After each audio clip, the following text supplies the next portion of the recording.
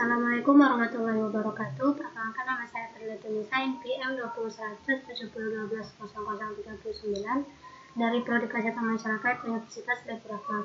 Di video kali ini saya akan menjelaskan terkait mata kuliah Surveillance Kesehatan Masyarakat dengan topik penyelenggaraan sistem surveillance terpadu penyakit menular dan penyakit tidak menular.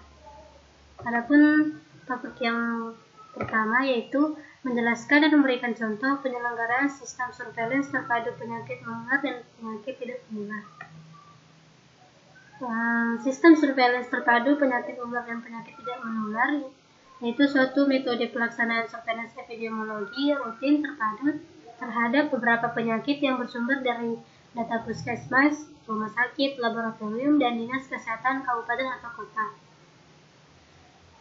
Yang dimana penyelenggaraan surveillance epidemiologi terhadap beberapa kejadian, permasalahan, dan ataupun faktor risiko kesehatan, di mana kegiatan analisisnya ini dilakukan secara sistematis dan terus-menerus terhadap penyakit atau masalah-masalah kesehatan dan kondisi yang mempengaruhi terjadinya peningkatan dan penularan penyakit atau masalah-masalah kesehatan tersebut. Dapat dilakukannya tindakan penanggulangan secara efektif dan efisien melalui proses pengumpulan data, pengolahan data, dan informasi kepada penyelenggara program kesehatan.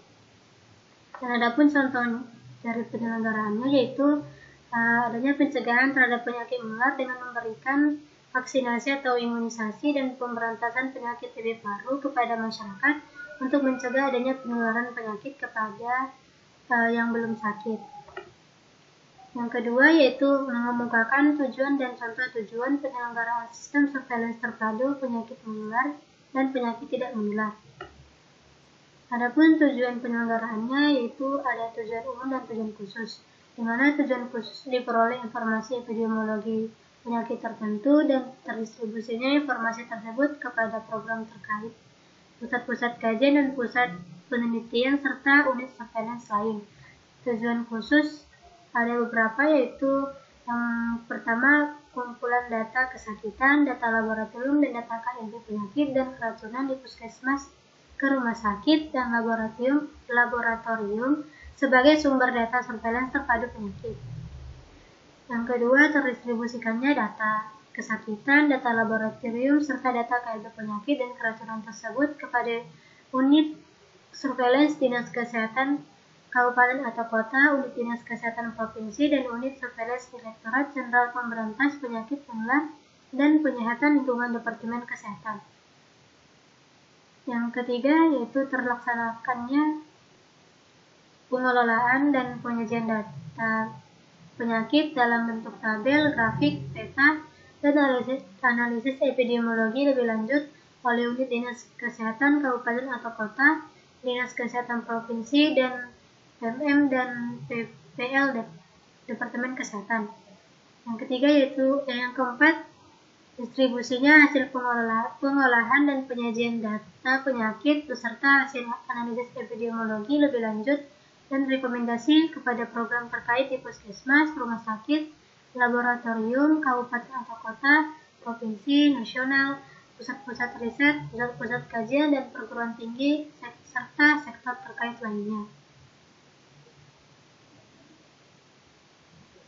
Yang ketiga yaitu mengemukakan lingkup dan contoh lingkup penyelenggaraan sistem surveillance terpadu penyakit menular dan penyakit tidak menular.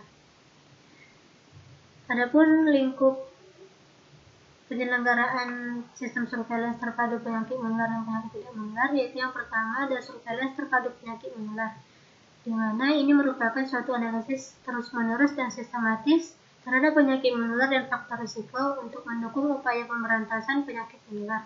Contohnya yaitu memantau dan memprediksi adanya wabah atau epidemi yang pada penyakit menular seperti COVID-19.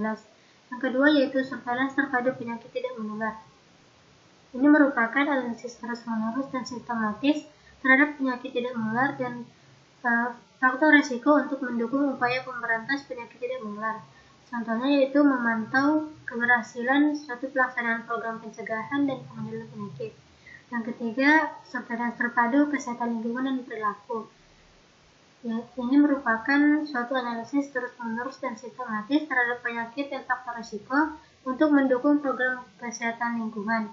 Contohnya seperti adanya sarana air bersih, tempat-tempat umum, limbah rumah sakit, dan di industri. Yang keempat, surveillance terpadu masalah kesehatan. Ini merupakan suatu analisis terus-menerus dan sistematis terhadap masalah kesehatan dan faktor risiko untuk mendukung program-program kesehatan tertentu. Contoh dari kegiatannya seperti adanya kegiatan untuk gizi kurang, gizi lebih, penyalahgunaan narkoba, penyalahgunaan obat. Selanjutnya, surveillance terpadu kesehatan matra, yaitu merupakan suatu analisis terus-menerus dan sistematis terhadap masalah kesehatan dan faktor risiko untuk upaya mendukung program kesehatan matra. Contohnya itu adanya upaya kesehatan dilakukan untuk penanggulangan korban akibat bencana. Baik, sekianlah penjelasan saya terkait penyelenggaraan sistem surveillance terpadu penyakit menular dan penyakit tidak menular. Kurang dan lebihnya saya mohon maaf. Wassalamualaikum warahmatullahi wabarakatuh.